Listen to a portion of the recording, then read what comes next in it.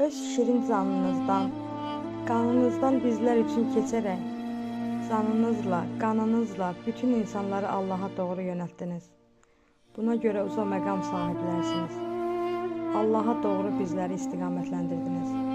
Siz əhl-i beyt olmasaz, biz bu yolda addımlaya, heç bir addım belə ata bilmərik. Sizlər bizlər üçün yaradıldınız ki, sizlər sayəsində Allah bizlərə özünü tanıttırsın. Allaha doğru getmək qaldı bizlərə, biz günahkar qullara. Bizlər sizlərlə bu yolu gedəndə gedib Allah Teala'ya yetişə bilirik. Amma sizlər olmasaz, biz bu yolda azıb qalarıq.